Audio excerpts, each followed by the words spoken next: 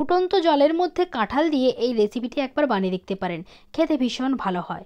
নমস্কার, আমি কাকলি, Kakoli's kitchen and lifestyle চ্যানেলের আবার একটা নতুন রেসিপিতে আপনাদের সবাইকে স্বাগত জানিয়ে আজকের রেসিপি শুরু করছি।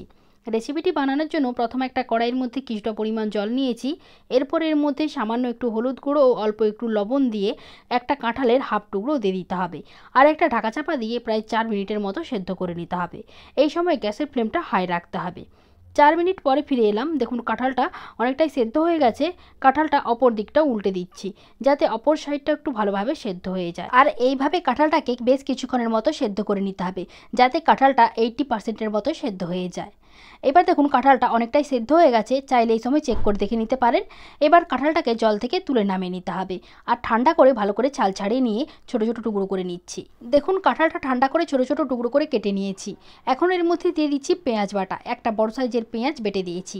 আর দিয়ে দিলাম 1 চামচের মতো আদা রসুন বাটা। দিয়ে দিচ্ছি অল্প একটু ধনেপাতা কুচি, হাফ চামচ হলুদ গুঁড়ো, হাফ চামচ লঙ্কার গুঁড়ো, আর দিয়ে দিচ্ছি হাফ চামচ জিরা গুঁড়ো, হাফ চামচ ধনে গুঁড়ো, আর অল্প একটু গরম মশলা, আর দিয়ে দিলাম 1 চামচের মতো ম্যাগি মশলা, দিয়ে দিচ্ছি স্বাদ মতো লবণ। এইবার এই সব উপকরণগুলো একটু ভালো করে মাখিয়ে নিতে হবে। আর ঝালটা আপনারা আপনাদের পছন্দ অনুযায়ী এখানে কম বেশি করে নিতে পারেন। দেখুন সব কিছু ভালো করে মিশিয়ে নিয়েছি। এখন এর মধ্যে দিয়ে দিচ্ছি ডিমটাকে ফাটিয়ে দিয়ে দিচ্ছি। আর দিয়ে দিলাম 1 চামচের মতো বেসন। আমি এখানে একটা বড় চামচের 1 চামচ বেসন দিয়ে দিচ্ছি। আর দিয়ে দিচ্ছি ওই চামচেরই 1 চামচ কর্নফ্লাওয়ার। আপনারা চাইলে এখানে কর্নফ্লাওয়ারের পরিবর্তে চালের গুঁড়োও ব্যবহার করতে পারেন। আবারও এই সব উপকরণগুলো ভালো করে মিশিয়ে নিচ্ছি। আর এই ডিম দিয়ে কিন্তু ভালো করে মিশিয়ে নিতে হবে, এখানে আর কোনোরূপ জল দেওয়ার দরকার নেই।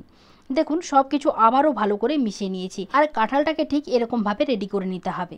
এইদিকে একটা ব্যাটার রেডি করতে হবে, তার জন্য একটা পাত্রের মধ্যে নিয়ে নিচ্ছি 1 চামচ কর্নফ্লাওয়ার, আর দিয়ে দিচ্ছি হাফ চামচের মতো ময়দা, দিয়ে দিচ্ছি সামান্য একটু লবণ।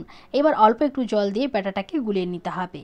ব্যাটারটা খুব বেশি পাতলা এবং খুব বেশি মোটা করার কোনো প্রয়োজন নেই, তবে আপনারা এখানে কর্নফ্লাওয়ার আর ময়দার পরিবর্তে ডিম দিয়েও ব্যাটারটা রেডি করে নিতে পারেন। এইবার একটা প্লেটের মধ্যে কিছুটা পরিমাণ ব্রেড ক্রাম্বস নিয়েছি, আর কাঁঠালের টুকরোগুলো ব্রেড ক্রাম্বসের মধ্যে দিয়ে ভালো করে কোট করে দিতে হবে। ভালো করে কোট করা হয়ে গেলে যে ব্যাটারটা রেডি করে রেখেছিলাম তার মধ্যে দিয়ে দিতে হবে, আর ভালো করে তার মধ্যে ডুবে আবারও ব্রেড ক্রাম্বসের মধ্যে কোট করে নিতে হবে।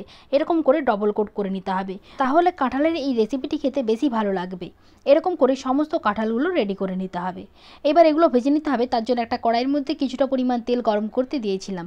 তেলটা ভালোভাবে গরম হয়ে এলে এর মধ্যে সমস্ত কাঁঠালের টুকরোগুলো একটা একটা করে দিয়ে দিতে হবে। আর এই সময় গ্যাসের ফ্লেমটা কিন্তু লো টু মিডিয়ামে রাখতে হবে।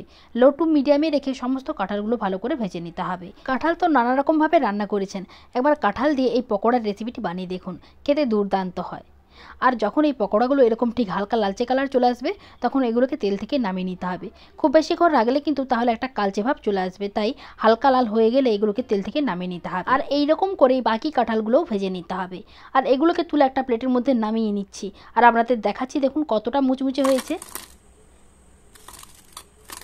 আওয়াজটা শুনে নিশ্চয়ই বুঝতে পারছেন কতটা মুচমুচে হয়েছে। আমি এখানে কাসুন্দি ও টমেটো সসের সাথে এটি পরিবেশন করে নিচ্ছি, সঙ্গে একটু স্যালাডও নিয়ে নিচ্ছি। আর আপনাদের ভেঙে দেখাচ্ছি দেখুন ভেতরটা কত সুন্দর হয়েছে, বাইরেটা কতটা মুচমুচে দেখুন। আওয়াজটা শুনে নিশ্চয়ই বুঝতে পারছেন। আর ভেতরটা দেখুন কতটা সুন্দর। আর কাঁঠালটা দেখুন খুব সুন্দরভাবে সেদ্ধ হয়েছে। বাড়িতে অবশ্যই কাঁঠালের পকোড়ার এই রেসিপিটা একবার বানিয়ে দেখবেন, খেতে ভীষণ ভালো হয়। আজকের মতো ভিডিওটি আমি এখানেই শেষ করছি।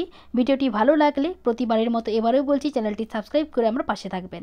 সবাই ভালো থাকবেন, সুস্থ থাকবেন। ধন্যবাদ।